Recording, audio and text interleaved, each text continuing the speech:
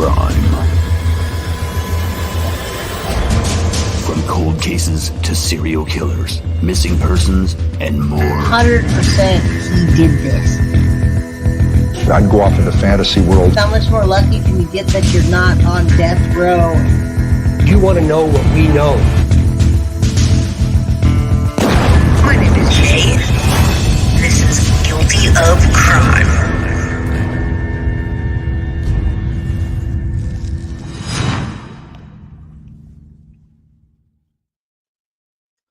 Hello, everybody. We're here today to go over the Jodi and Ruby saga. Now, you can see it all over Facebook and Facebook, Instagram, X, YouTube. It's just everywhere. So I don't normally come in on Sundays because that's the day that I get to chill.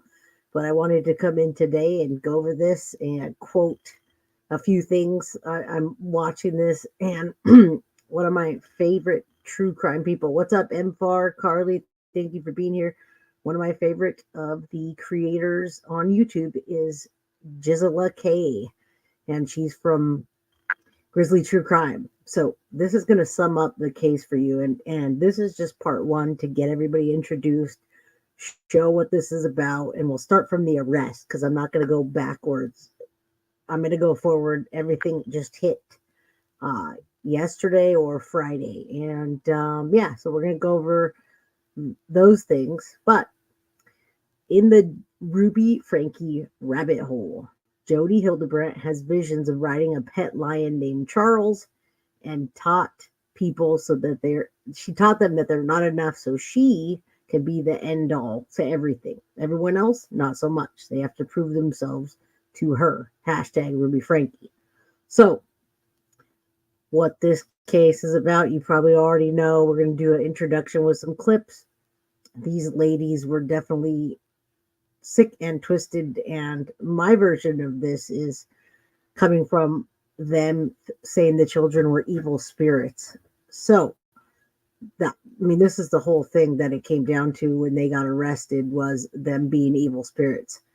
They would have 4-hour interventions with each other now in the room alone and make the kids go in the basement, not the yard, but the basement. They come out of the room, according to the husband, on cloud 9.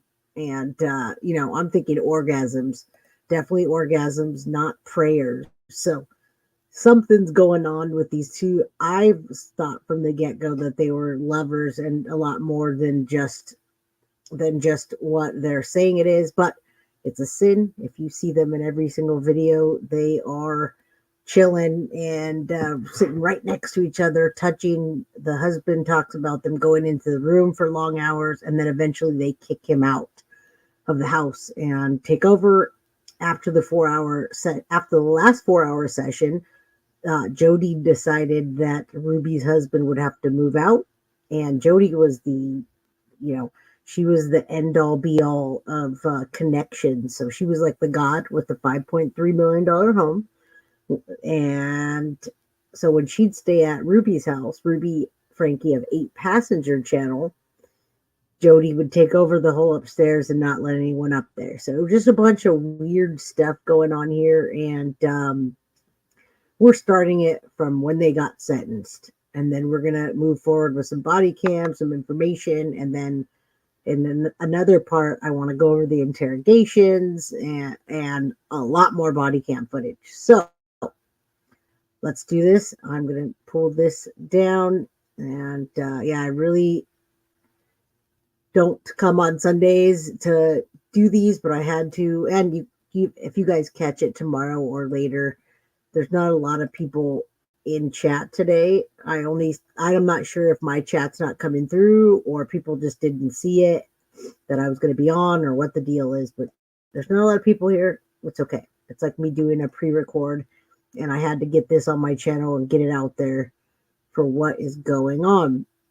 So the first thing we're going to show is because you might be confused. I don't even know who knows what about what. Some people have seen the entire thing. Some people haven't seen anything, and some people are probably on YouTube watching all of the footage right now.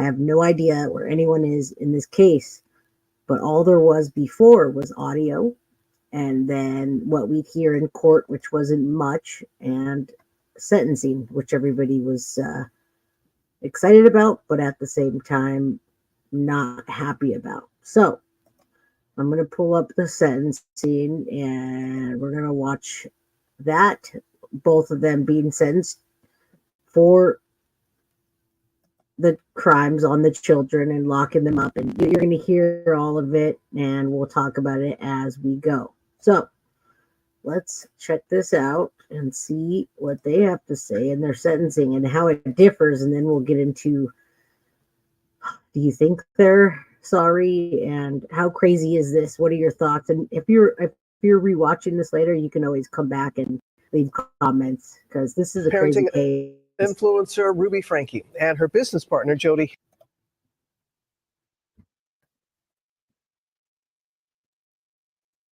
I got stuck. Hildebrandt, each sentenced to a maximum of 30 years in prison for child abuse. Franke offered a tearful apology and came to the house there in St. George, Utah. Good morning, Kane. Robin, good morning. Ruby saying the moment she was placed in handcuffs was the moment she gained her freedom. Her estranged husband brought to tears during her emotional statement, in which she also apologized to her siblings for what she called her decision to roll around in a pigsty. It is important to me to demonstrate my remorse and regret without blame. A reckoning for the once popular momfluencer turned inmate Ruby Franke, now set to serve up to 30 years in prison for her role in abusing her own young children. To my babies, my 6 little chicks, you are part of me. The disgraced mother of 6 sobbing while apologizing to family. I took from you all that was soft and safe and good. I took from you your mother. How terrifying this must have been for you. Franke's estranged husband, Kevin, and their 2 adult children in court. Overnight, Kevin's lawyer telling ABC News these injuries were both physical and psychological, and the scars will remain for a lifetime. The judge handing down the same sentence to Jodi Hildebrandt, who was once an established therapist in the Mormon church with specialized training and counseling, a skill the judge says makes her more dangerous. You terrorize children, and the results have been tragic. Prosecutors likening the conditions Hildebrandt created to a concentration camp-like setting. They were beaten, and the 12-year-old was regularly bound hand and foot. Franke claiming Hildebrandt manipulated her through their faith. The two often appearing together in Hildebrandt's online life coaching program. I'm Jodi Hildebrandt, and I'm Ruby Franke. Hildebrandt, for the first time, speaking out briefly in court. I sincerely Listen love up. these children. I desire for them to heal physically and emotionally. But prosecutors questioning her responsibility. Miss Hildebrandt just has not expressed any remorse. You think Jodi's going to end up serving more? I hope that Jodi does serve more. I think that would only be fair. Franke's attorney alleging that Hildebrandt was a powerful manipulator. Deception started 4 years ago and progressively increased to the point where I think, truthfully, Ruby lost track of what was right versus wrong. Now, prosecutors say they do plan on releasing these jailhouse phone calls that they say show. This, y'all, is where we're going to start. This was just the intro, so to get everyone going and be like, wait, what? So if you haven't seen it and you're trying to catch it in the one spot, I'm bringing it in one spot here to give you an idea, because it's just everywhere. There's bits and pieces all over, and it just got crazier now that everything got released. So it's like, how do you capture all of that? We're going to do it. We're not going to do it all today, but we're going to do it. So this is what's happening now. Hildebrandt's lack of remorse. Now, ultimately, it's up to a parole board to decide how long these women will spend behind bars. Guys, we will wait and see, Kana. Well, hey there, GMA fans. Robin. So that was the first one, and that's the first set that we have going on. So we're going to get back to going over the first set of body cam and all this stuff. And it's it's just cuts of it. So we're not sitting there having to watch hours and hours to find out what in the heck happened here. But we will go back through it. So I just wanted to bring it today because it's hard to follow when there's so many things going on. I'm like, dear Lord, how in the world can I mean, this is truly a rabbit hole that we can go down. They've got diaries that they found talking about their pet lions that they're riding on and evil spirits. It sounds like the Lori Vallow case and cult leader type of stuff. But like I said, it's just a big rabbit hole, and I'm bringing it to you in a condensed version. This is what happened after sentencing. All the body cam footage, all these images, things with the children are now released, and so it hit the media, and there you have it. All right, hold on. Let's see. We want to see this.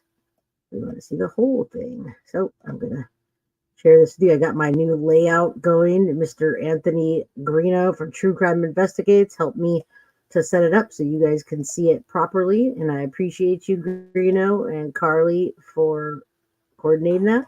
Open the door.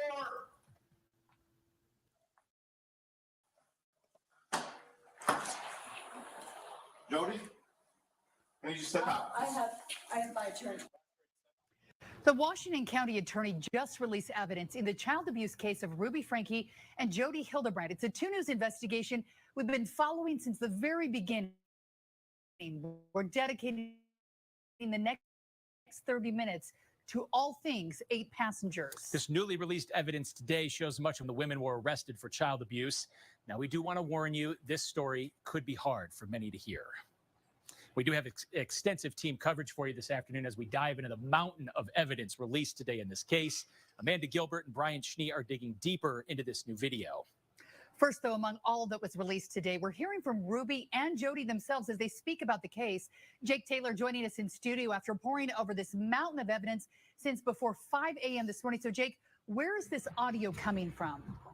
Yeah, as part of today's release, I've been able to listen through the phone calls Ruby Franke and Jodi Hildebrandt made as they were in jail or prison. What is perhaps most impactful from these calls is what changes. While what Jodi says remains pretty consistent, how Ruby speaks of Jodi and about what she herself did dramatically changes.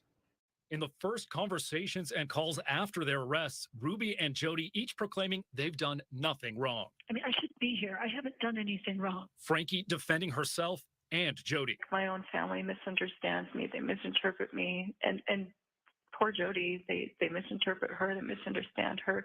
She puts her neck out on the line for people, and then they get mad at her. I mean, while saying the children are possessed. Adults have a really hard time understanding that children can be full of evil. And that their prosecution is persecution from the devil. This is a witch hunt.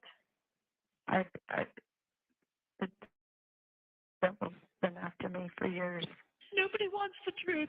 Nobody wants the truth. Nobody wants the truth because these kids, you know, I told Doug, I woke up, the spirit told me, it's all the devil. I mean, you've seen him. I mean, I've known you, for 5 years? You've watched him come at me. Jodi continues declaring nothing that she did was wrong. So now it's abusive to make a kid sleep on the floor. It's abusive. Or it's abusive to, it's ridiculous. It's ridiculous.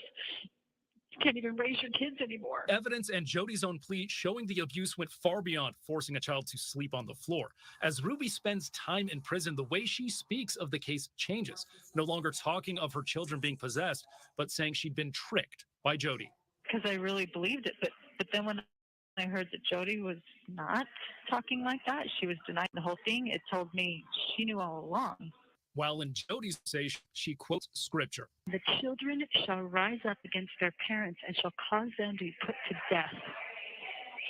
That statement right there is what's going on with me. After both pleaded guilty, Ruby calling Jodi a liar who deserves more time behind bars. Jodi, she can lie on her paperwork, and she probably will. The only reason she pled is because she didn't want to do life. She knew I would testify. Is that change of heart sincere? Is it not? I spoke with a local defense attorney about what we learned, what we heard today. I'll bring you that later this hour. Jake Taylor, KUTV 2 News. A lot to take in there, Jake. Thank you. At the center of the child abuse. See here. Oh, here we go. We get to see First this off, we've note. tried to be delicate with this situation regarding the children and their well-being since the very There beginning. you go. However, today we've learned new information about the children and the condition they were in. And we get to see it. Doorbell camera video from August 30th, 2023. Showing Ruby Franke's son ringing the doorbell of Jodi Hildebrandt's neighbor. Hi, I was just wondering if you could do 2 favors. Well, what are they? Taking me to the nearest police station. After asking some questions, the neighbor calls 911. I just had a 12-year-old boy show up here at my front door. He's emaciated. He's got tape around his legs. The video showing neighbors caring for the boy. He's hungry and he's thirsty. Giving him food and water. They're scared. Moments later, an ambulance arrives along with a police officer. Police officers, open up! Meanwhile, conflicting reports with how many children were in Jodi Hildebrandt's home. I'm a police officer. You okay? They located another one of Franke's children. We got Jodi out here. You know Jodi? As officers continued clearing the home, Officer Nick Tobler stays with the child in the closet. You're okay. Do you need help? Hours go by. Officers sit with her, talk with her, bring her pizza, and play music. Then a local EMT came in. I want to get you some help too. We are safe. Seconds later, she walks out. Both were treated and taken to the hospital. From the time police located the first child at the neighbor's house to the time the second child walked out of the closet with EMTs, first responders had been on scene for nearly 5 hours that day. Brian Schnee, KUTV2 News. Okay, thank you, Brian. Difficult to watch and listen. Late August, where we Hildebrandt at her Ivan's home. Open the door!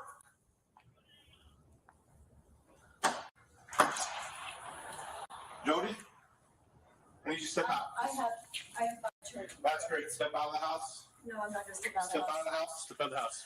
Whoa, whoa, whoa, whoa, whoa. We're just gonna see. Whoa, whoa, whoa. You're gonna be able to. Wait a minute, how do you come to my house? Right there. They come into my house. Just have a seat right there. Do you have a search warrant? Have a seat right there. Do you have a search warrant? The entitlement people. Now, she's rich. She's talked everybody into giving them her money through connections. And they think she's a god. And this is a $5.3 million home that's more like a bunker. So keep that in mind that 8 passengers, Ruby Franke, it was a $2 to $3 million a year show. And she signed it over to this woman for nothing. So she had more people giving her that kind of amounts of money for nothing in exchange. So the entitlement here is outrageous. Seat right there.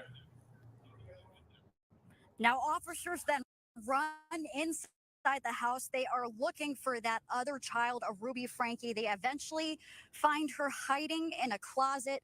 Nearly 45 minutes later, an officer talks to Hildebrandt about drafting a search warrant to access what has been known as a safe room. And then let's take a look inside that safe room. Once officers make access, there's a toilet, a mattress, a kitchenette.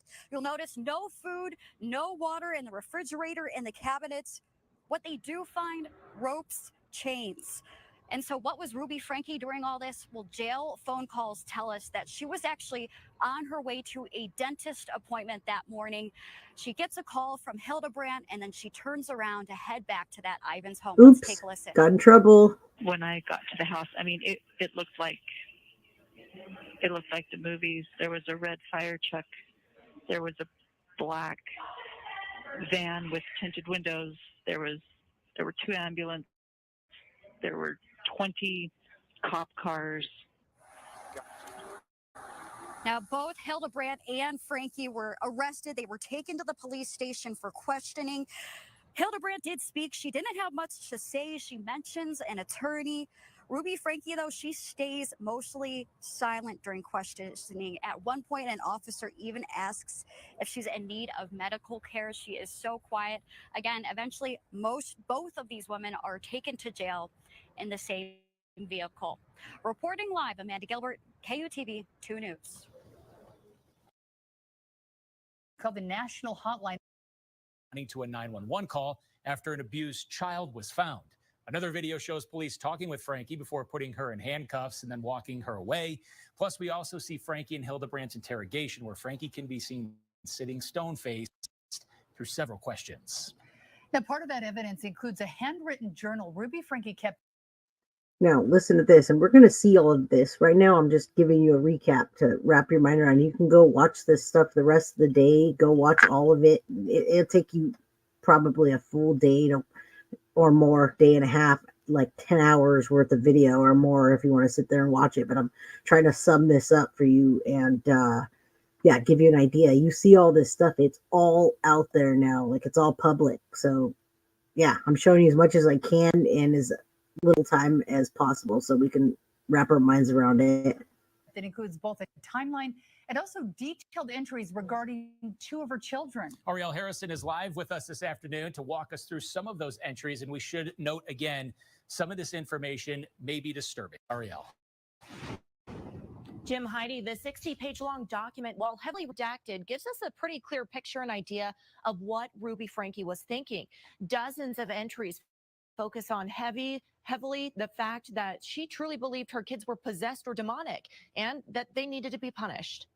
This is a printed copy of the 60-page journal. In Ruby Franke's own handwriting, it details punishments and abuse for two of her children. In the redacted document, Franke seems to have a hyper-focus on her belief that children, referred to as E and R, are disobedient, manipulative, dishonest, and even possessed, leading her to punish them in various ways. On July 11, 2023, Ruby writes about ordering her son to stand outside in the sun. R, or I should say his demon, stays in the shade. I push R into the sun. R comes back with a cactus poker. When I poke his back to get in the sun, R doesn't even flinch. As a defense attorney, that's hard to get This past. is Corey Richards, defense attorney, y'all. This is the woman, and I like Sky Lazaro. Honestly, a lot of people have a lot of haterish things to say about her, how she looks, whatever, but she's a boss. She's a straight up good defense attorney, and if I had the money to hire her, if I needed someone, I'd hire her. She's a fucking bulldog. So it's cool that they have her on here. It's hard to get footage of her talking about things in cases, and she's here talking to these guys. So let's listen. This is a lot. Those are your client's words. Sky Lazaro is a defense attorney not associated with this case. She sat down though about this journal and how it was likely a key reason both cases went through the courts as quickly as they did. The reality is something like this is probably the very reason we ended up with a plea in this case really early on. A written timeline in the journal notes an apparent plan of going to Arizona and finding land. A later entry reveals more about that. Jodi and Jay are going on a road trip to look at property in Arizona. Ruby has some cash in the bank. If the property's right, we can move on financing immediately. We decided the escalation of the kids is not manageable here and now. Beyond depriving the children of food and water and what Ruby refers to as fasting, there are also entries where she writes about chopping her daughter's hair off. The longer the lies are allowed to be spread, the larger the intervention and physical the intervention needs to be. I cut more off E's head. We doused her with water in the dog wash. Franke also outlines an incident where she nearly suffocated her son. She writes, "It may sound like I'm underwater with you, but hear me, I love you." Then I put my hand tightly over his nose and mouth. "I'm coming to you in this water and putting my hands on your nose and mouth. The devil has and says I'm hurting you, abusing you, but R, what am I really doing? You are putting oxygen on me to help me breathe. Yes, that's right." And really tough to listen to. We asked attorney Sky Lazaro why any of this didn't reach. And this is not footage that all of you have seen. You're probably seeing, all these other channels, the Law and Crime and Court TV, and it's just so much. It's like hours of the journals and hours of the body cam and whatever. So we're going to break that down after this, not on a Sunday. But isn't this crazy? This is like if they would have made it to that compound in, what did it say, Arizona or Utah, one of those states that I'm not in. If they would have made it, those children would have been dead. It would have been another Lori Vallow situation. This just blows my mind, everybody. I can't. Reach the insane or incompetent to stand trial standard. We were told that bar is incredibly high, and is the reason we saw this go to the police for both of these women. Reporting live, Ariel Harrison, KUTV2 News.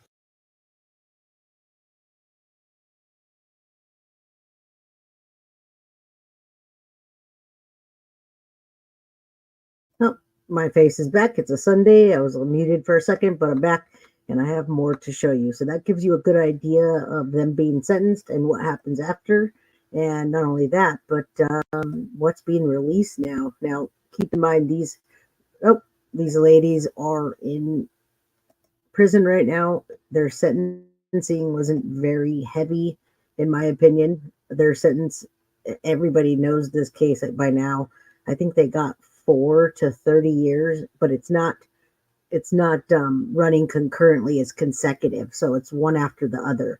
So if they get 4, and then if they got 4 times 4, they'll get 16. And I don't know what the good behavior or whatever, but their maximum time is 30 years. So I think Jodi's going to get longer and Ruby will be out sooner. Ruby's the deadlier one because she's faking that. I think she's faking her remorse. And we're going to watch that after this 6 shocking revelations. We're going to watch the behavior and body language with Dr. G. So let's watch this. And this is you're going to now see the those evil ladies be arrested and how they take it, which is interesting because it's really different from both sides. It's the body cam footage. Walk with Officer Hines. Ruby Franke, the former YouTuber turned convicted felon, now serving prison time for abusing her children in the name of religion. Franke documented it all in a journal, and we have disturbed in her own words. Joining me for Crime Fix, I'm Anjanette Levy. If you thought that the abuse that Ruby Franke's children suffered was bad, I can assure you it's much, much worse than anything that you imagined. Franke documented the abuse and justified it by claiming her children have Satan within them and that demons have visited them. The journal starts in May of 2023 with a note stating that Jodi Hildebrandt received a blessing from a temple president. What that blessing was and what it pertains to is somewhat unclear. In late June, Franke wrote that her son refused to do wall sits. He says he is done. The following day, Franke wrote that the boy is to stay outside, sleep outside, only to come in to use the bathroom and shower. After that, several pages are black. They're redacted. So there are pages and pages of information that we're not seeing. The journal picks up in July as Ruby Franke's journal details the horror that her 12-year-old son and 10-year-old daughter endured over the next 3 months. I won't be using their names as they are the victims of horrific abuse. Franke wrote about her son. Turns 12 tomorrow. I never envisioned him still being 12 and pooping and peeing himself. Satanic choices leads one to become destitute, even in the most affluential homes. Then the next day on her son's birthday, Franke wrote about her daughter and son being in so much deviant behavior, they won't control their bodily functions. They're both furious. Their selfish, sinful lifestyle is being intervened upon. I told R he emulates a snake. He slithers and sneaks around looking for opportunities when no one is watching, and then he scurries. If he wants to emulate the Savior, then he needs to be 100% obedient. Does this sound familiar, everybody? So it sounds like it's going to escalate after they go to a compound, which they don't get to. And I guess I put an extra, and I spelled Hildebrandt wrong, but whatever. Jodi Hildebrandt, I'll fix it later. So spelled it wrong. I'm going live. I came on today to bring this to you. I'll fix it. No hate comments, please, about it if you didn't catch it. All right, let's keep going. Jodi Hildebrandt, that's an awful last name that I've never seen even spelt. And yeah. Ruby Franke then said that her son lies all the time. He's a compulsive liar. This entire experience is a shock to my system. She wrote that her son has a cold, dead heart, and he's always been able to get what he wants. On July 14th, Franke wrote that her daughter, quote, refuses to work, screams, has her hair shaved off. Franke repeatedly shaved her daughter's hair when she didn't comply with her demands throughout the summer. The girl was only 10. Can you imagine? You shave off your daughter's hair because she refused to work. And we don't know exactly what kind of work she was refusing to do, but we can only imagine given what we have learned about the abuse. This was just the beginning of the summer of hell for these kids. Franke said she told her son that he needed to divulge everything, that he needed to pray and to fast. He's workable and calm for a bit, and then angry and defiant the next. The only consistent thing about R is that he lies. That's what Franke wrote about her son.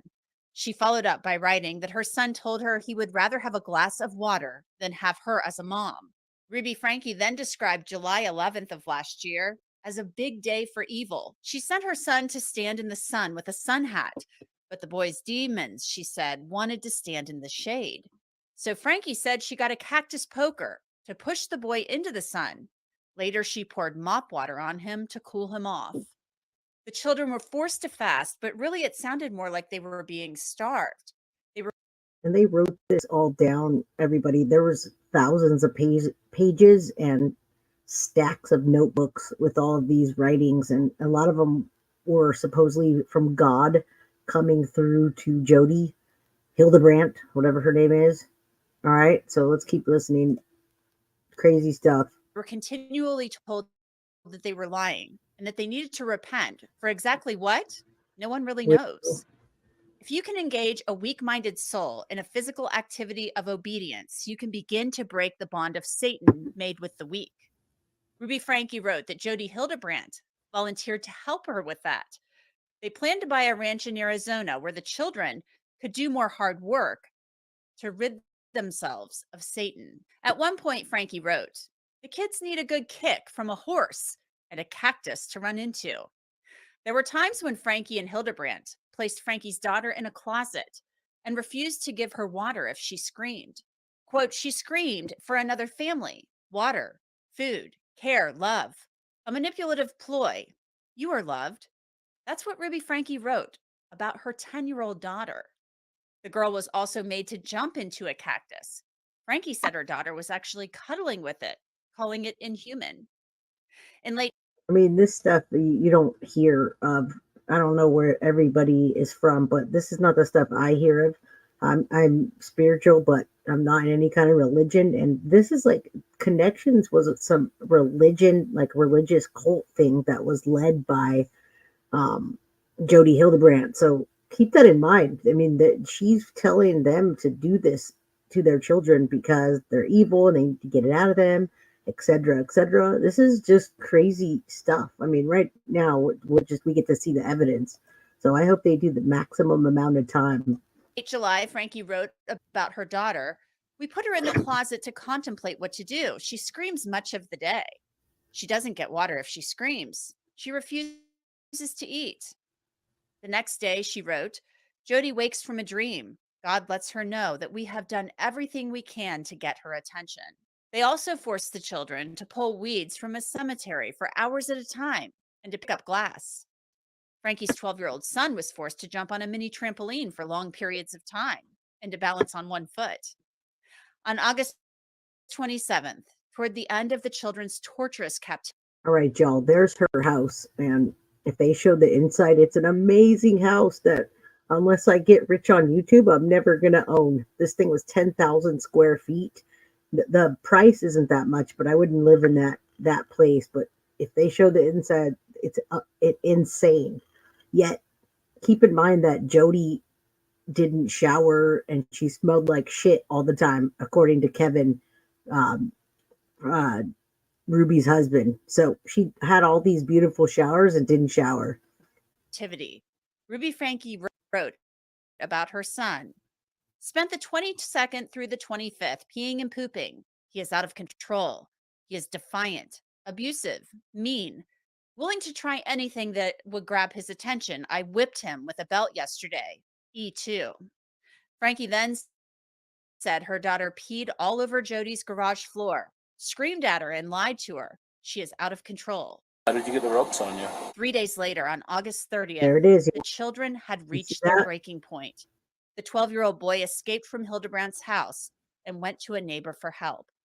With me to discuss the horrific information in Ruby Franke's journal is somebody who's an expert in psychology and psychiatry. He is Dr. Daniel Bober. He's a forensic psychiatrist. Dr. Bober, you read through this just as I did. Your first thoughts on what you've read? Absolutely horrific. Heavily redacted, but the details that are in there are very disturbing. Why do you think it was so heavily redacted? I mean, we have pages and pages of black. And it's not heavily redacted, everybody. It's just the children's names that are redacted. And of course, he's going to say that. But also, you saw that I could have paused it, but you saw the daughter. Her legs were thin, and there was burn marks cut to the bone. The cops said they could smell the flesh when they came into the house with the son as well. So I have those pictures and I have all of that stuff. But right now, we're just getting into the story before we get into all the other stuff. I mean, we have black boxes, of course, but then we have pages full of black. Why would the law enforcement officials in the courts redact that information? Maybe too personal, too disturbing, as if the rest isn't disturbing. It's just, maybe there were things in there that they just felt were too intimate to share. It's very hard to know. I'm trying to imagine a world, I'm a mom. I'm trying to imagine a world in which I look at my children, ages 12 and 9 or 10, somewhere in that range, and I think to myself, Satan is within you. And in order to drive Satan out of you, my friend Jodi here, she's going to volunteer to take you children, you young kids, to her house. And you're going to be starved. You're going to be forced to do physical labor, collecting weeds and glass and what. I honestly think that Ruby was just tired of having the 8 passengers, tired of her husband and taking care of 6 kids. And with 8 passengers, she was already doing that. Her channel got flagged and pulled down for not taking her daughter lunch, making her son sleep on the floor. So she was tired of the kids and that family dynamic. And I think Jodi just took advantage, wanted the money. And I also think they were sleeping together. I think they were having their 4-hour orgasmic sessions, no prayer sessions. But that's not just me. That's a lot of people that think that. Very valid people. What have you, from a cemetery for hours at a time, being poked with a cactus, held underwater, forced to stand out in the sun, because that is going to drive Satan out of you. Every time you see them, look at how close they're sitting, and they're touchy-feely. They're always up in the room together. They don't let any of the kids up there or the husband. Something's going on. I've got my gaydar, and my gaydar's still pretty good. So, yeah, I'm just saying. Where is that coming from in Ruby Franke's mind? Well, ironically, it actually happens to be the parents who are often the perpetrators with these victims of abuse. 1 in 7 children in the last year were abused, about 600,000 last year. And we know that the parents are most likely going to be the perpetrators. But in this particular case, clearly there was something that was not right with this woman, whether she had her own abuse, her own mental illness. I've never obviously examined her, so I cannot say. But there are certainly people that have what we call an authoritarian form of discipline that's based on coercion, control, sort of breaking the will of the child.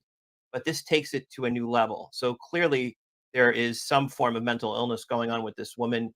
We obviously don't know what it is. We don't know her background, her trauma, maybe her own maltreatment. But clearly this is not just a normal form of parenting.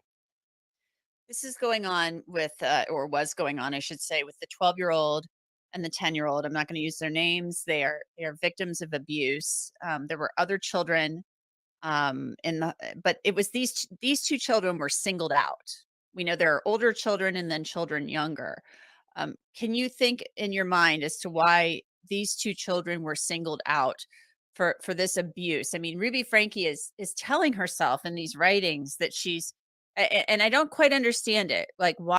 Now we'll understand why she singled out the younger ones. We saw how obedient they were. You guys were saying in the chat how the little boy that went to the door was like very nice and kind, and then the little girl didn't even talk. So they dominated them, and they had them trained. That's why she thinks her children are so possessed. I have my own theories, but because of the redactions, I can't really get too deep into that. But she thinks they're being influenced by the devil. But why these two young kids, 12 and 10, why are they being singled out for this horrific abuse and maybe not the other kids?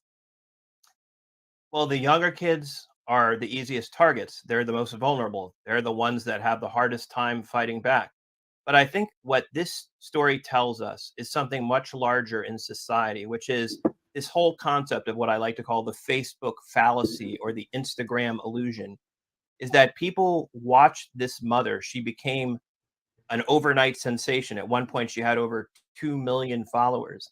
But it just goes to show you that everything you see, everything you hear, you have to question. You have to be skeptical. You have to be cynical, because all these people that are posting this stuff on social media, we develop this opinion of them, but we know that with people, you only get two things: Absolutely. what they show you and what you want to see. Yep. So this is We all a do that. perfect example of how an image can be manipulated in society to make people believe that people are a certain way when nothing could be further from the truth. And I don't, she did have a lot of followers, but I don't think anybody ever thought Ruby Franke was perfect, because I mean, people were raising concerns about this for a long time, saying this woman, the way she's treating her kids on YouTube and on TikTok She's or a what have mean you, bitch. is not right. But that pales into comparison, what is written in these documents and what Ruby Franke documented. Is Lori Vallow type of shit. That's what she documented. It's straight up evil spirits, and the kids, they were about to die. I'm telling you, they wouldn't have made it past that compound. And I think she was just tired of the kids. Both Ruby and Jodi wanted to live their life with money and power, and they didn't want the kids anymore. And the older children were old enough to go, and they got rid of her husband, and he signed everything over and walked away. Why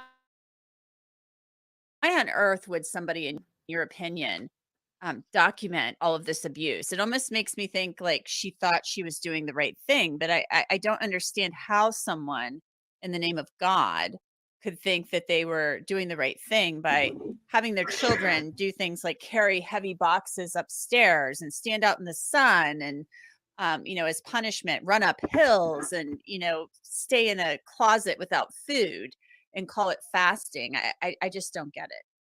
Yeah, well, maybe it was something that she was taking to a delusional extreme, which is why she made no attempt to conceal it and, in fact, document it. I think it's very important what you're saying. She didn't really try to hide it. And people had expressed concerns for a long time. We're not just talking about the people that were watching her YouTube, but the people that lived close by were telling police for years that there's something going on. So I wonder what the role of law enforcement is in all of this, because it feels like they kind of dropped the ball. They didn't respond to all these pleas for help. And this is not They actually did respond to everybody. They responded and they went to the house. But even when the husband lived there, nobody would answer the door. The older children that moved out called the cops on them several times, and there wasn't anything they could do. The only time that we know of that law enforcement kind of didn't really follow through on something. They obviously have a tough job, and they're overworked and they're underpaid and they're outgunned. But in this particular case, if calls were made to 911 and there was no follow through, I think this went on a lot longer than it needed to.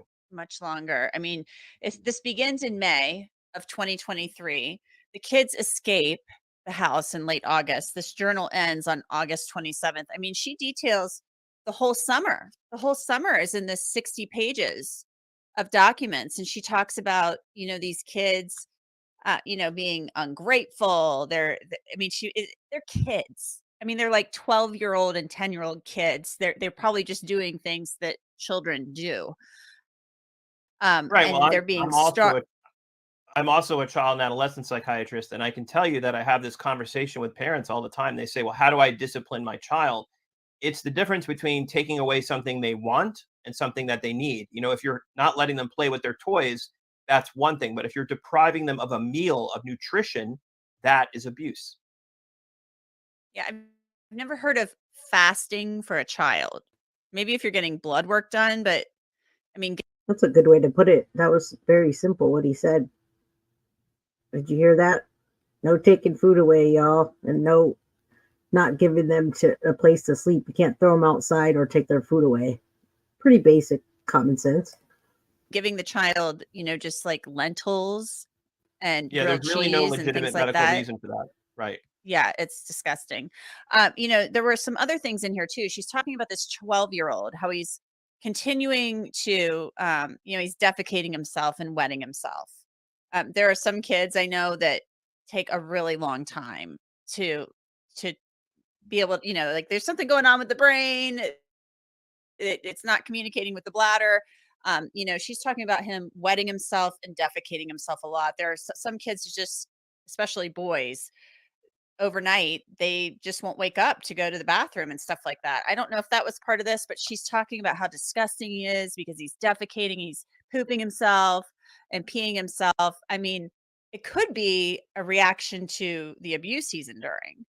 Absolutely. Absolutely. I could not have said it better myself. We know that kids very often are nonverbal and they can't talk about their feelings. So they will express their feelings as sometimes a change in bowel or bladder habits. That can be a sign of trauma.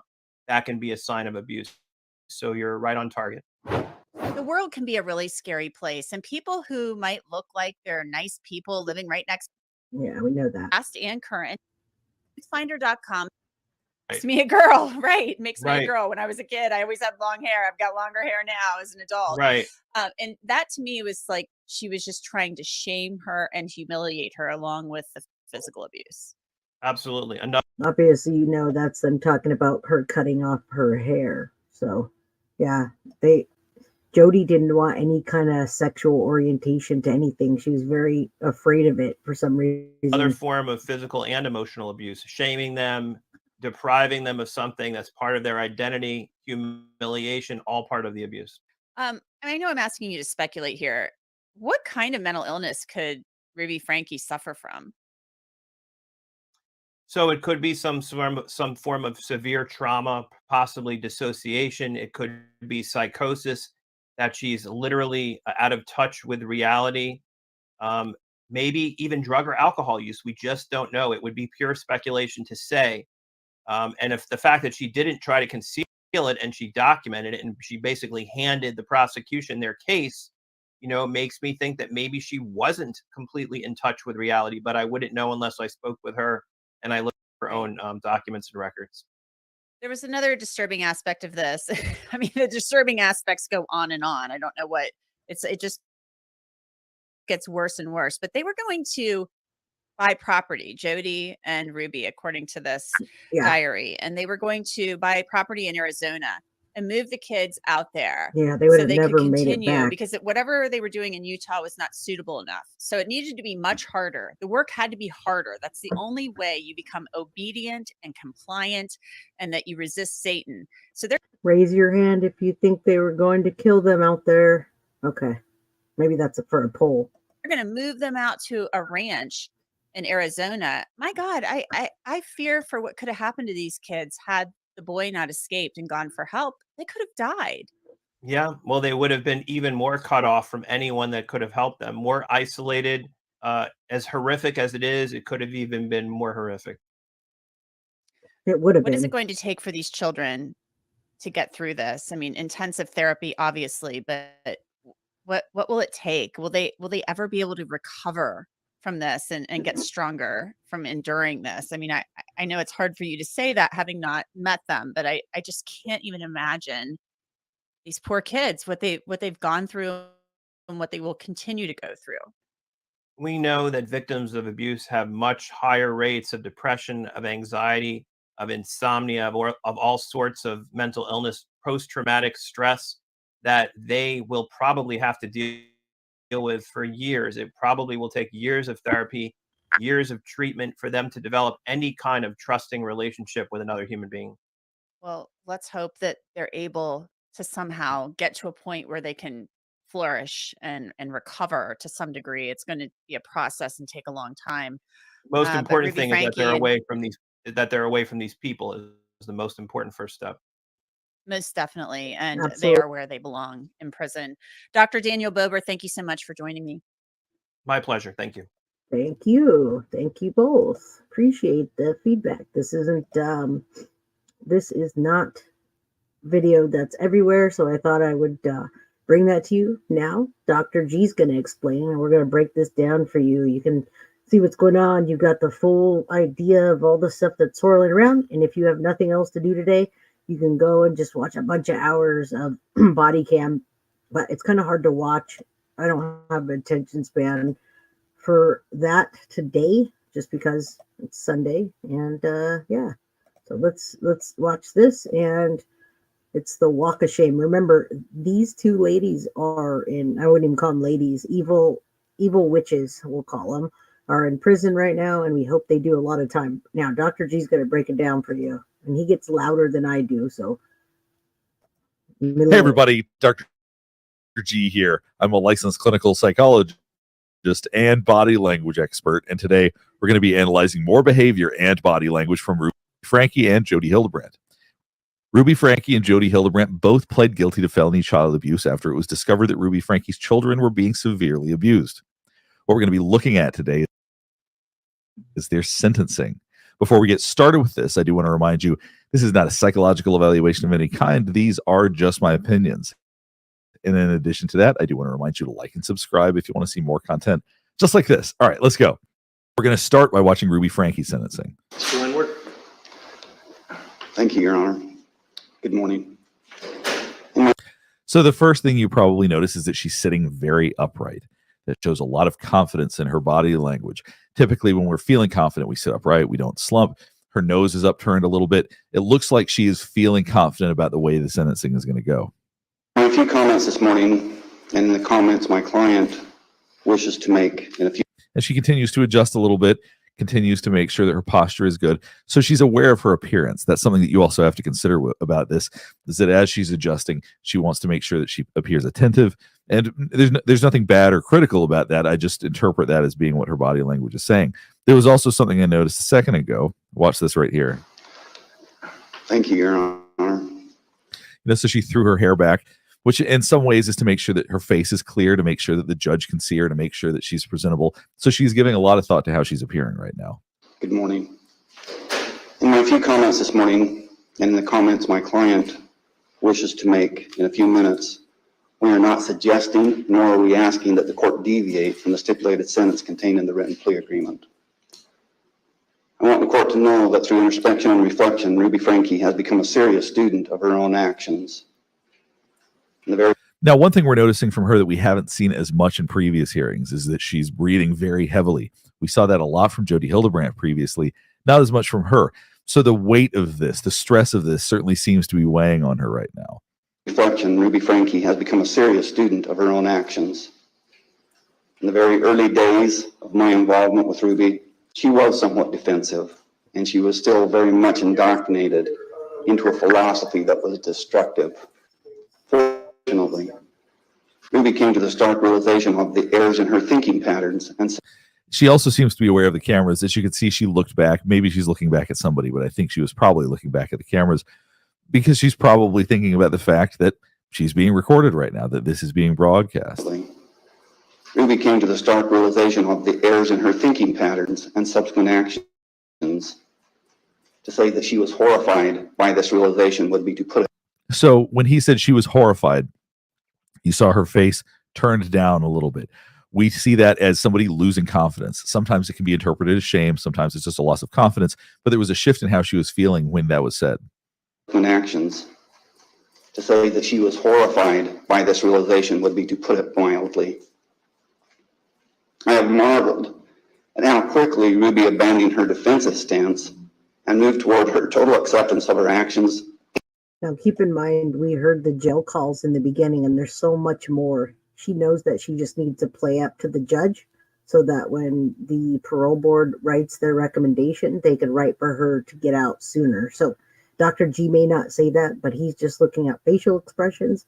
She is playing to the judge. She's playing to the parole board.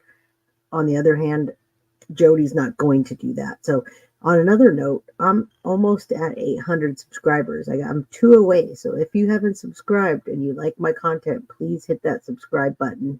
Like it, share it, all the stuff. Thank you very much. Let's keep going. And to her sentence today. So far, she has used her time in jail to unwrap the layers upon layers of deceit and deception foisted upon her over the last 4 years by an unscrupulous individual. Ruby. So as you can see, her nose is turning red. The bottoms of her mouth are going down. She's clearly getting tearful right now. Realizes that she still has work to do and shedding. You saw her lick her teeth just then. We do that as a way to soothe ourselves. We lick our teeth. We touch our lips. We do all of the things around our mouth in order to soothe how we're feeling. So it may be a way to try to hold back tears to some extent. In those thinking errors and to reestablish a better and correct pattern of thinking and behavior. Ruby realizes that changing her thinking, reestablishing relationships, and healing are not simple or easy tasks. However, she is committed to doing that work. I would like the court to know that Ruby Franke is a delightful, respectful, and responsible person. Thank you. I would like to make a statement without any intent to change my stipulated sentence. For the past 4 years, I've chosen to follow counsel and guidance that has led me into a dark delusion. So when we raise our eyebrows, that's a way to bring attention to our face. I talk about this all the time. And this is hard to see. Obviously, she's obscured by her attorney, but watch where she raises her eyebrows right here. I've chosen to follow counsel and guidance that has led me into a dark delusion. So she's saying that she's been led into a dark delusion, that following the guidance is what has led her here. My distorted version of. Now that we've seen all the evidence, Squeaky Will, you nailed it 110%. I believed her too, and I almost thought that she was really being apologetic and she had thought it over. But now I know she's just flat out lying. Let's keep going. Reality went largely unchecked as I would isolate from anyone who challenged me. I was led to believe that this world was an evil place, filled with cops who control, hospitals that injure, government agencies that brainwash, church leaders who lie and lust, husbands who refuse to protect, and children who need abuse. Now, did you hear what she said? Church leaders that lie and lust. Church leader is Jodi Hildebrandt. The lust is lusting after her. I'm telling you guys, that's going to come out. There's going to be something that comes out about their relationship. The church leaders that lie and lust. So she's typically very articulate, but she was really having a hard time formulating that last part of her sentence. Emotions oftentimes short circuit the logical parts of our brain. So I think as she was talking about the abuse piece, she was having a hard time actually articulating that in a way that made sense. If you listen right here, it really doesn't make a lot of sense. Husbands who refuse to protect and children who need abused. My choice to believe and behave this paranoia culminated into criminal activity for which I stand before you today ready to take accountability. Jodi Hildebrandt was never my business partner, nor was I ever employed by her. I have never received wages from her or connections. Jodi was employed as my son's counselor in 2019, and in 2020 I paid her to be my mentor.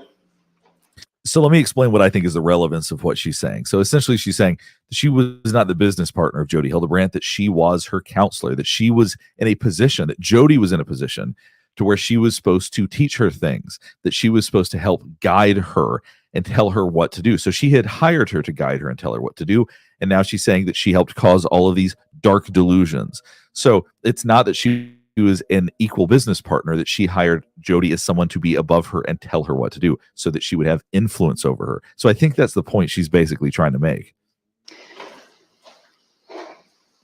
It is important to me to demonstrate my remorse and regret without blame. I take full accountability for my choices. To my babies, my 6 little chicks, you were a part of me. I was the mama duck who was consistently watering you to safety. I can see now, over the past 4 years, I was in a deep undercurrent that led us to danger. I would never launch into darkness knowingly.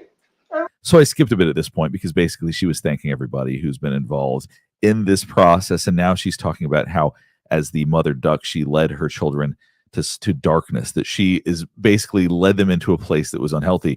And in a lot of ways, I do think it sounds like she's blaming Jodi for this. In essence, she's saying that she had bad guidance, and that's ultimately what led to all of the things that happened. She's using strong words like that she engaged in criminal behavior and all of those types of things. But she, in essence, is saying that she wouldn't have made these choices without Jodi. We can only speculate whether or not that's true, but it does seem to be that she is acknowledging that she made these decisions, but is ultimately saying she made. It's just like Lori and Chad, Lori Vallow and Chad Daybell, two people that come together, and so bad things happen to children. These decisions because of Jodi's guidance. So disoriented, but I believe dark was light and right was wrong. I would do anything in this world for you. My willingness to sacrifice all things masterfully manipulated into something very ugly. And for my family to heal and for the community to heal. And I understand this is going to take time. I'm committed to continuing my learning until all of my toxic layers are shed, and I am ready to re-enter as a contributing member of our beautiful society. So something that she's saying here that I actually think is pretty interesting is she's basically saying that she hasn't fully shed all of the toxic layers that she's developed. At least that's how I interpreted what she said, which is more than some people say. Sometimes people say now they know better and there's no looking back and they're ready to re-enter society and they want to get as small a sentence as possible. That may be what she wants, but that's not what she's saying here. She's basically saying that she's still unlearning some of the things she learned. I think that's an interesting point for her to make. Thank you, Judge Walton. Thank you for your statement, Ms. Franke. Anything else, Mr. Windward? Dr. G is really very careful with what he says. We'll do an episode with the behavior panel. They will roast these bitches, and we could roast them too. We could roast them right now. Dr. G is just going off of facial expressions, where the behavior panel goes a lot deeper, and they know the tactics that people fake. So yeah, Dr. G is just easy, but you're welcome to roast them in the comments. These bitches need to be roasted. I don't know if he bought into it, but he's just going by facial expressions and ticks and movements and things. No, Your Honor. Anything else prior to the court imposing sentence? No, Your Honor. The sentence will be that Ms. Franke serve 4 counts, 1 to 15-year sentences based on her convictions for 4 counts of aggravated child abuse. Don't know at this point is how many specific years she is going to have for each one of those sentences. Minimum number of 4, maximum of 60. Now let's move on to Jodi Hildebrandt. Recalls the matter of State of Utah versus Hildebrandt, case 231501763. Counsel are present. We're going to start calling her Stinky Jodi. I'm not even going to put Hildebrandt since I'm having trouble spelling it. Stinky Jodi, Stinky Jodi. And when we hear Kevin talk about all this, he talks about how she smelled like shit all the time and wore hoodies, and her arms are all cut up, by the way. She's a cutter, and she was leading all of these people and degrading herself. So that goes to show you what kind of leader she was. Ms. Hildebrandt is present. So one of the things that we already see is that before she sits down, she's licking her lips. That's obviously a sign of stress. That's something we do when we start feeling anxious. She has always appeared more anxious in these hearings than Ruby Franke has. It would be repetitive. I had the same statement, just with the last few paragraphs where I was differentiating between Ms. Franke and Ms. Hildebrandt. Okay, let's talk about housekeeping matters first. What about restitution? We've stipulated to keep that open for 8 months. It is appropriate, Your Honor, since we don't have any evidence with. Jodi Hildebrandt's default look is one of much more tension, a lot more fear than Ruby Franke.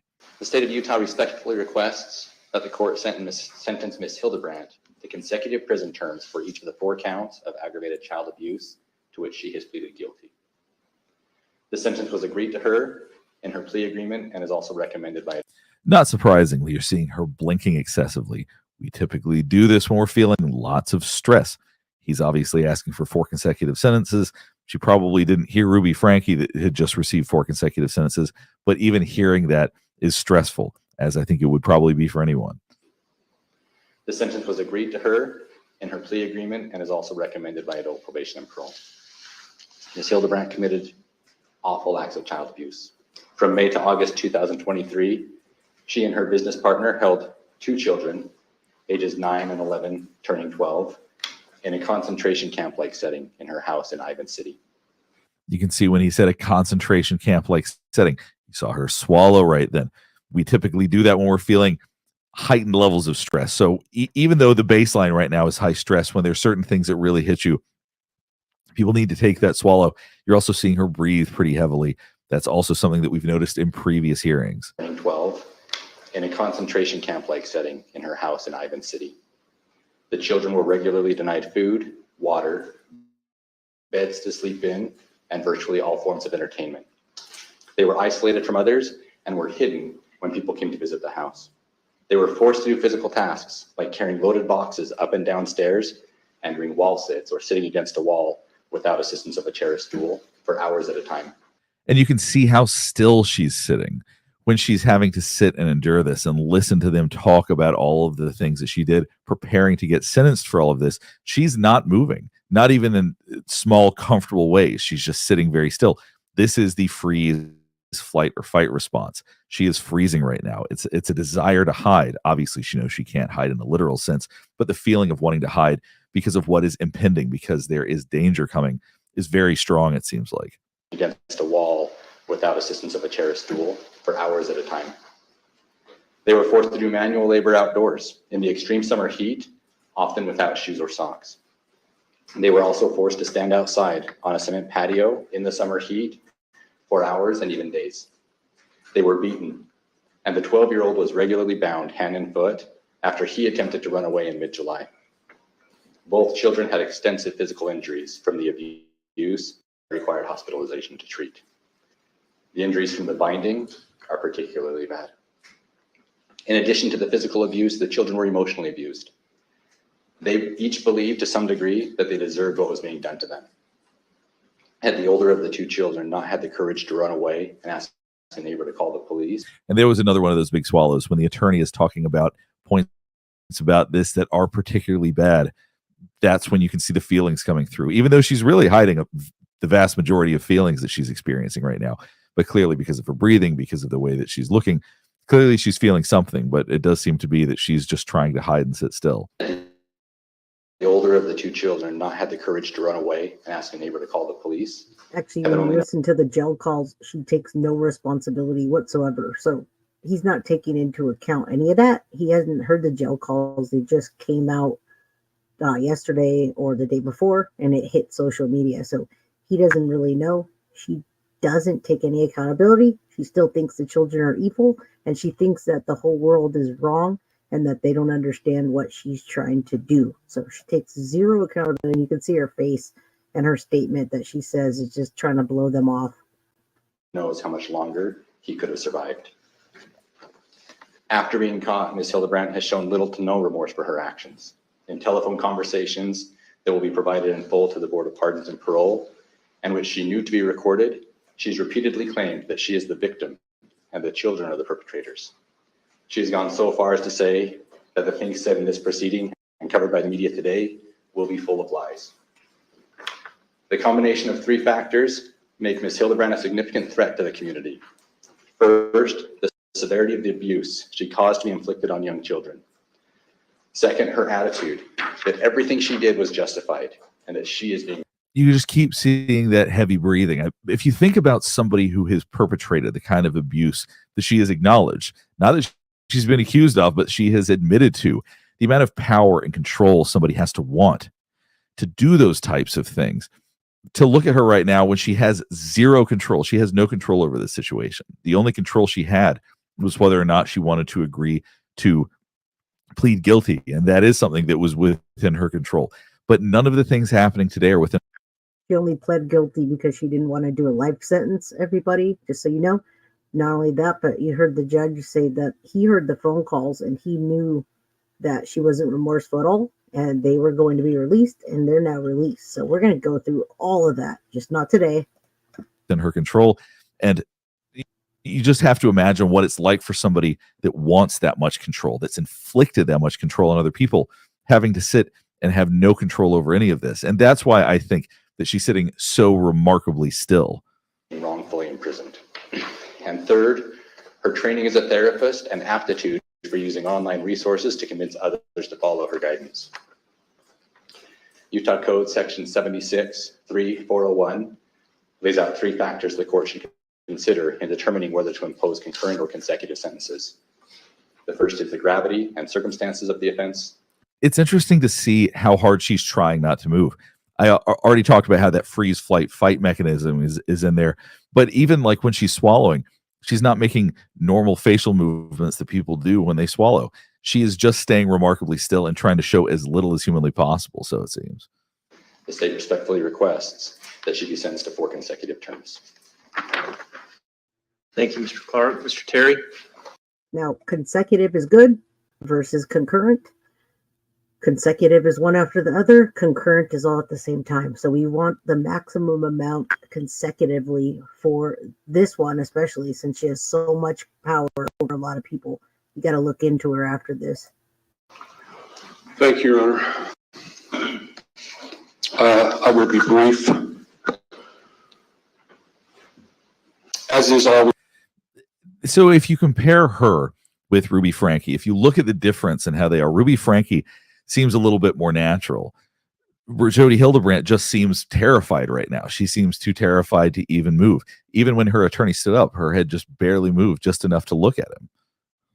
I will be brief today, and she has a brief statement that she wants to read, Your Honor. Okay. And All right. Very Ms. brief. Hildebrandt?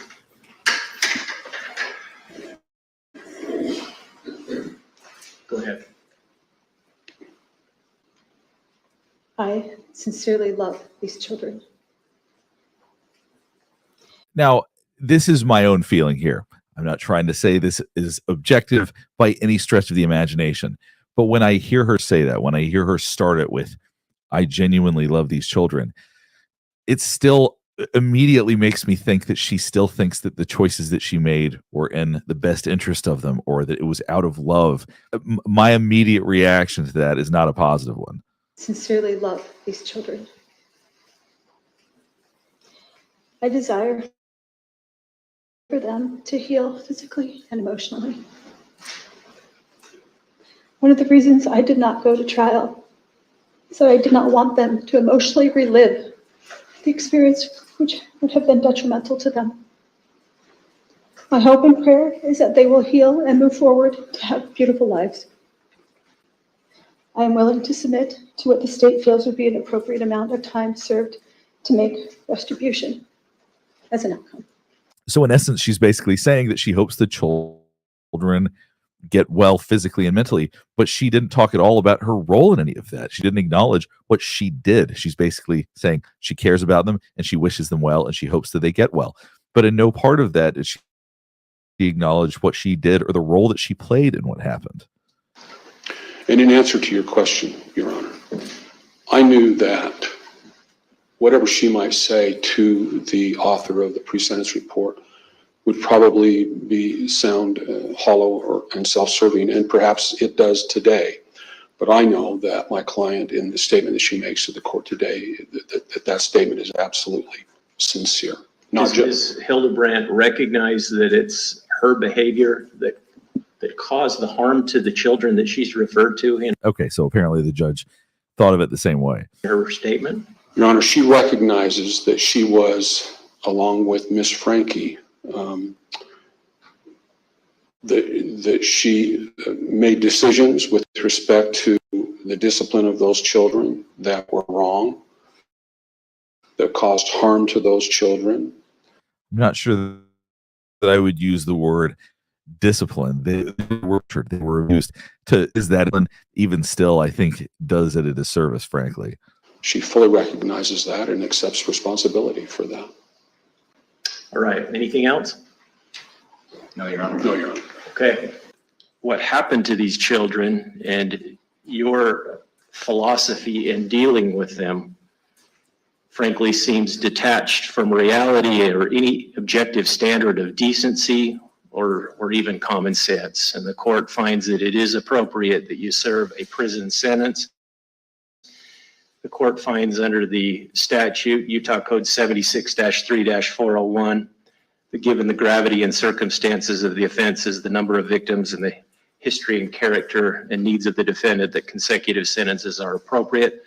The court imposes 4 1 to 15-year sentences to be, again, served consecutively for each of the 4 counts of aggravated child abuse.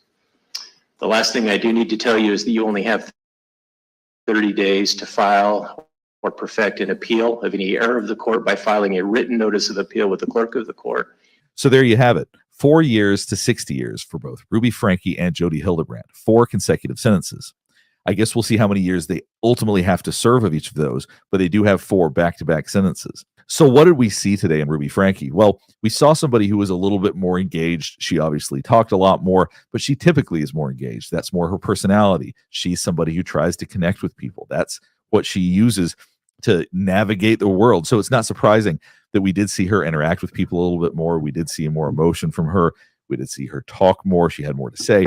And she also blamed a lot of her behavior on Jodi Hildebrandt. Even though she acknowledged that she made decisions, she essentially was saying that Jodi Hildebrandt is the reason she made these decisions, the bad guidance of Jodi Hildebrandt, that she had dark delusions because of her interactions with Jodi Hildebrandt. Jodi Hildebrandt, on the other hand, had very little to say, and body language-wise, we saw almost nothing. She sat like a statue for the vast majority of the sentencing hearings. What we didn't notice from Jodi Hildebrandt's statement was much regarding what she actually did, or any real acknowledgement that she is the one that inflicted this harm. Hopefully this video has helped you better understand some of the behavior and the body. And it has, Dr. G. We appreciate that. And if you guys are still here for a little bit, we can watch the body cam footage. It's real good. We can watch some of it. We don't have to watch the whole thing, but I have it queued up for you guys if you want to watch that. So let me put myself back up for a second and get the body cam footage just so you can see how she reacts. Very entitled, and it's a little bit better than that first one that I showed that was real blurry, but I have it queued up. In the next one, we're going to watch Ruby Franke's husband talk about Stinky Jodi and all the things that they would do, going up into the bedroom for hours and telling nobody that they can go in there, coming out on cloud 9, as he calls it, which cloud 9 to me is just massive orgasms. So, you know, if you want to watch some of this, we can. I think it's real important to see this. This is what was just released, and it's the it's the reason that I came on today on a Sunday, was to show you some of this, the real footage of this stuff. It's insane. I can't make this shit up at all. Jodi, I need you to step out. I have my attorney. That's great. Step out of the house. No, I'm not going to step out of the Step house. out of the house. Step out of the house. Whoa. We're just gonna Come on, stand whoa. Wait a minute, How do you come in my house? right there. Look, they come on into my house. So have a seat right there. Do you have a search warrant? Have a seat right there. Do you have a search warrant? Have a seat right. I'll explain everything after. Have a seat right there. Do you have a search warrant, sir? Control 12X11. Can you hold there? We're searching the house. I can tell you what's in the house. Okay. Just have a seat right there for me. Do you have a search warrant? We'll explain it after this. You can't just come into my house without a search warrant. We'll explain everything after this, ma'am.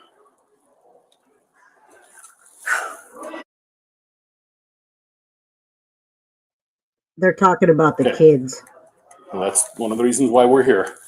So we'll explain after everything's done, after we clear the house and make sure everything's fine in But there. why are you coming into my house without a We'll search warrant? explain it after this. But that doesn't make sense. You come into my house and do what you want, and then you tell me you don't have a No, warrant? we'll explain why we did. But don't you have to have a warrant? Not at this moment, we don't. We're here on exigent circumstances. And I'll explain it after this, after my sergeant and the officer are done clearing the house.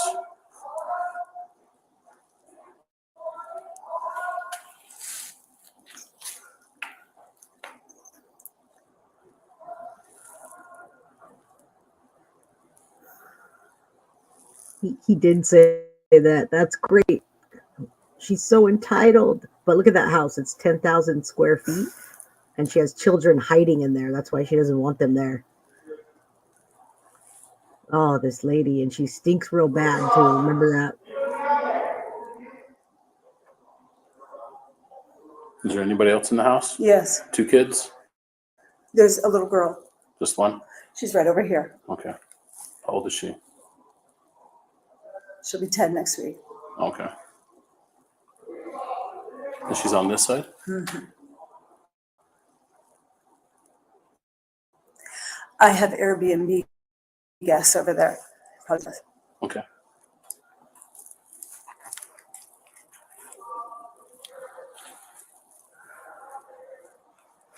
I wonder what the Airbnb guests think about that, everybody. Could you imagine being at a rental and it getting raided? They're on this side of the house then? They're right over there. Uh-oh. She's over here. Can you get through the house that way? Yes, they just have to go right there. Right there. See, 10,000 square feet. There's no other kids besides her? No. What's her name? They blurred it out for the kids' sake. That's why it gets quiet when it does.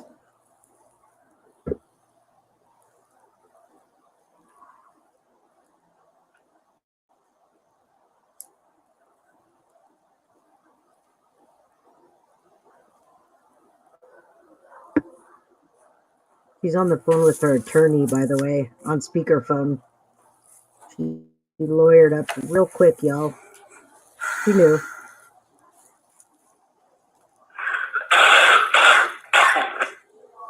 They're looking for the little girl inside the house. There's a ton of more footage out there. Should be off to, where are you at? Should be off to the left right in there. Yes. Is it the main bedroom? It's right there. Just show them. How do you get there from the inside? Walk around the corner. There's a little hall. And it's the first. Just around the corner, down the hall. Second door to the right. She's in a closet. You see that earlier. She's in a closet and just with no food and tied up at one point with the ties cutting through her skin. They don't find any food or water in the house in the portion where she is, but they do find ties and they find handcuffs to tie up the kids. They got quiet because they're saying the kids' names. That's what it is when it gets quiet, everybody. It's just the body cam footage. And this is Jodi Hildebrandt, thinking that her lawyer's going to save her.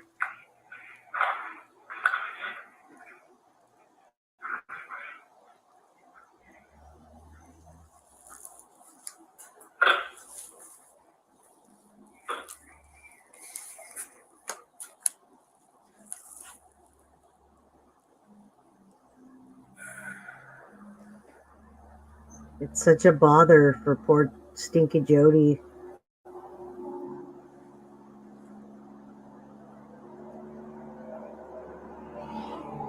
They just need to find the little girl. We can fast forward a little if you want.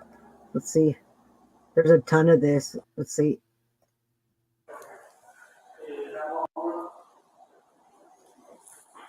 They should just put her in handcuffs now.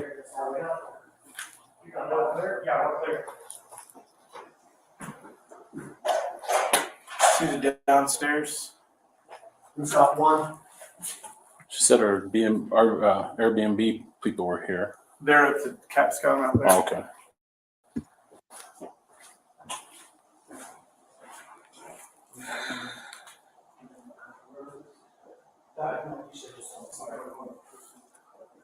There's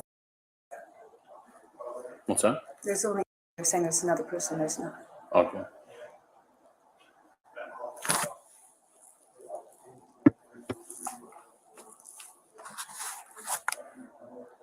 She thinks she's going to stay home, by the way. She thinks she gets to hang out after. Let's fast forward a little, cut out some of the fluff. Defluff. She's still talking on the phone with her attorney, just hanging out, getting charged $500 a minute or something. All right, let's see some action. It's a machine gun in their hands. They have a machine gun in their hands. Oh, Jodi, I'm so sorry.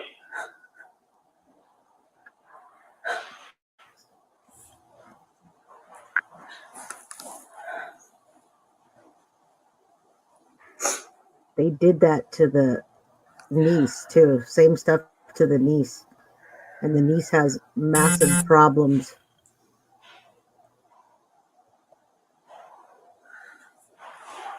All right. Stop crying, Jodi.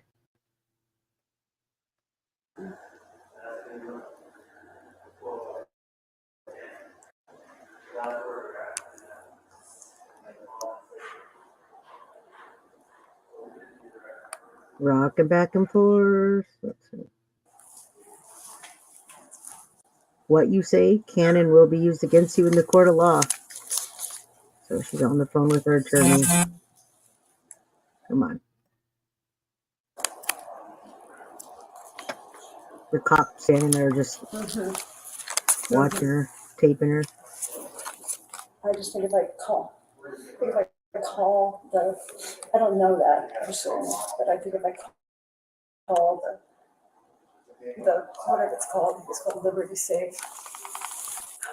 But I don't know if they're going to know because I'm the one that said it.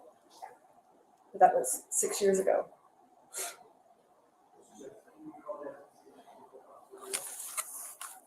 They're trying to get into her safe and she can't remember the password. They want to make sure there's nobody in the safe. They can just break it down. Let's see if they find anything. Not yet, but I can do that with you on the phone. But again, there won't be any dialogue.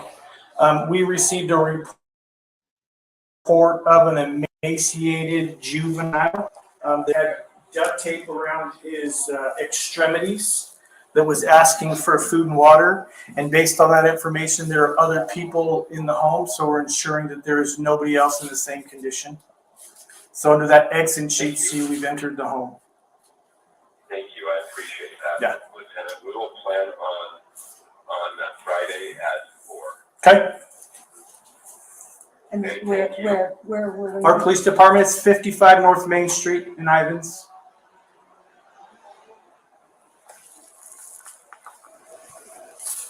Be buried somewhere. Did you hear that, Adam? I did, yeah.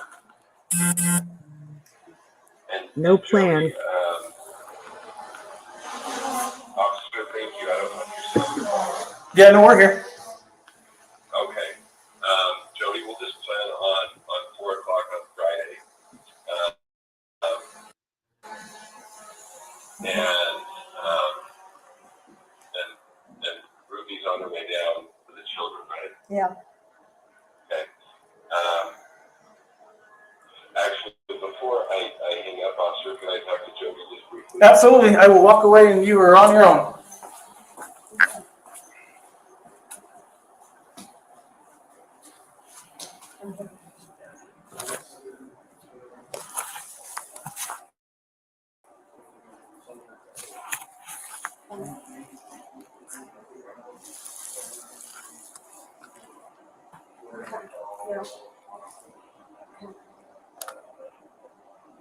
Yeah, Kay, you're still not going to be at home. You're still going to get arrested. No matter how much you stay on the phone with your attorney, lady, so much more footage to do, everybody. It's hours and hours. Let's get some action.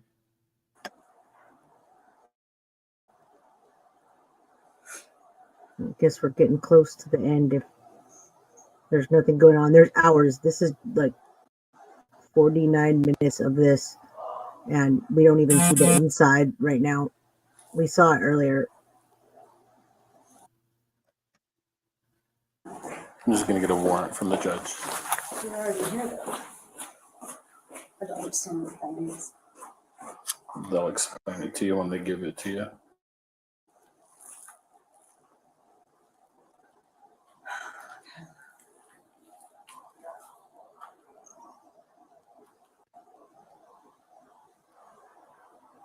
go get a warrant. Yeah, hit that. Getting conflicting information from. I don't know. I don't know who they talked to since we've been here. You're under arrest, lady. You're about to be. Like I said, well, the reason Lieutenant Stelly said the reason why we're here is to make sure everybody was okay. That everybody was, the condition we found. The search warrant, I imagine, is going to be do a more in-depth search of the house. Right now, it's just safety and security of the people, making sure they're okay. No, I see your position. Yeah. That's why I'm crying. Yeah. You're crying for yourself. Yeah. That's why I'm crying. Yeah.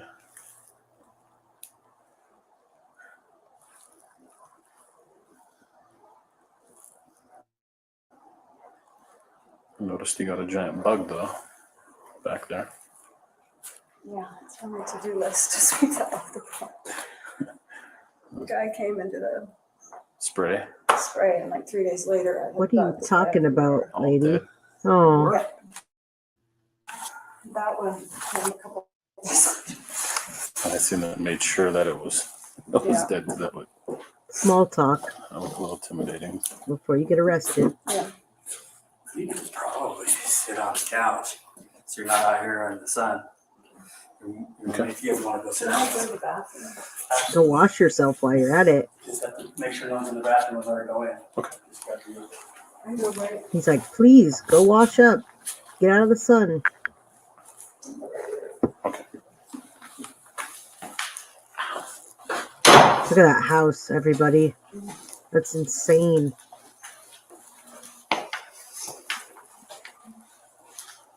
Okay.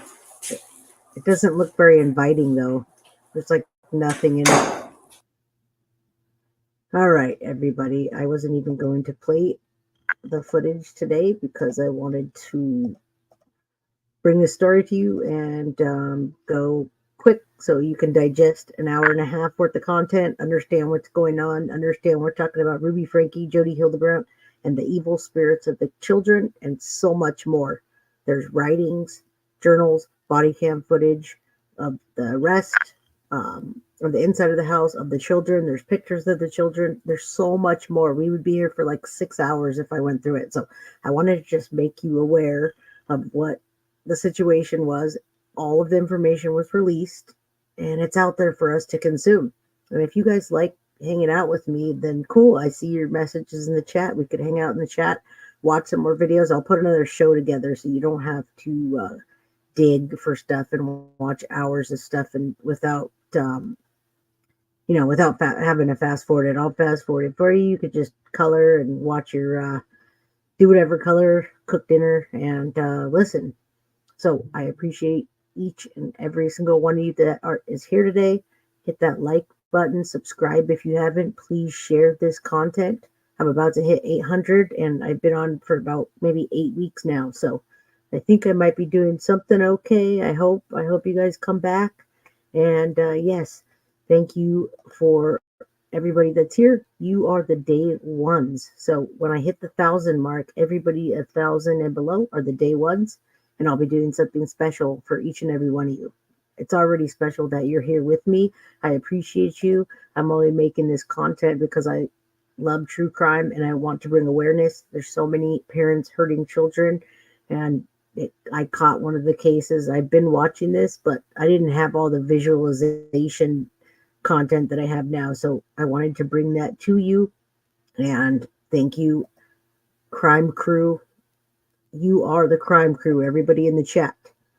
And that's it. So check out my outro, Anthony Greeno, True Crime Investigates. And I'm out. Have a good one, day oneers. You are about to enter a world of true crime. From cold cases to serial killers, missing persons, and more. 100% he did this. I'd go off into fantasy world. How much more lucky can you get that you're not on death row? You want to know what we know.